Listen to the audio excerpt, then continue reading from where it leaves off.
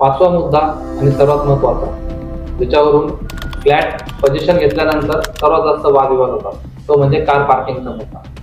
Car पार्किंगचा तपास करा.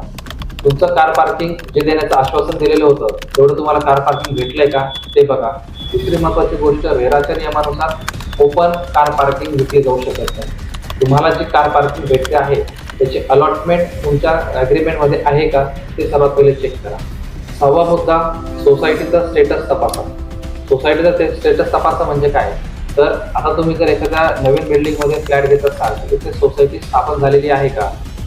नियमानुसार 50 ते 60% फ्लॅट सेल झाल्यानंतर बिल्डरला सोसायटी स्थापन करावी लागते. आणि महत्त्वाची गोष्ट, फ्लॅट घेत असताना मेंटेनन्स हा कोणाकडे असणार आहे त्याची जबाबदारी कोण घेत आहे, त्याच्यानंतर बिल्डर किती दिवस मेंटेनन्स हँडल करणार आहे, त्याच्यानंतर तो पूर्ण बिल्डिंग आणि त्याच्यातील पूर्ण कारभार हा सोसायटीकडे किती दिवसानंतर हँडओव्हर होणार आहे हे समजून घेणं खूप गरजेचं आहे. तर ते पण एकदा नक्की चेक करा. माहितीपूर्ण कागदपत्र गोळा करा.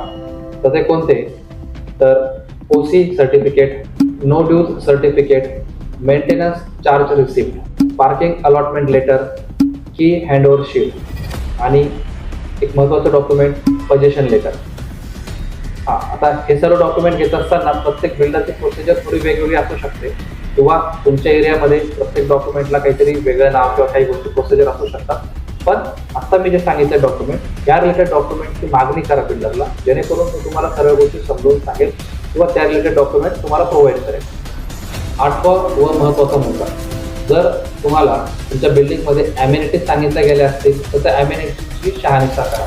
जसं की जर समजा पूल, स्विमिंग पूल, जिम किंवा अजून काही गोष्टी सांगितल्या असतील तर त्या बरोबर ब्राउचरमध्ये जशा दाखवल्या गेलेल्या आहेत तशा दिल्या गेल्या आहेत का ते एकदा चेक करा. लिफ्ट, सिक्युरिटी सिस्टम, इंटरकॉम या सर्व गोष्टी व्यवस्थित चालू आहेत का ते चेक करा. जर तुम्ही हे 8 मुद्दे व्यवस्थित समजून घेतले तर नक्कीच तुम्ही स्वतःचा फ्रॉड होण्यापासून वाचाल व तुमचे लाखोंचे नुकसान देखील वाचतात.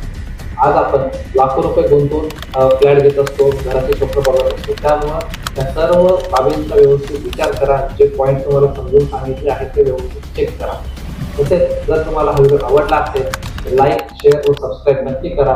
जर तुम्हाला काही डाऊट असेल तर कमेंटमध्ये विचारा. तुम्हाला तुमच्या कमेंटला रिप्लाय करून तुमच्या प्रश्नांचं उत्तर देण्याचा मी नक्की प्रयत्न करेन. तसेच हा व्हिडिओ अशा तुमच्या सर्व मित्रांना शेअर करा जे आता फ्लॅट घेण्याच्या प्रोसेसमध्ये आहेत.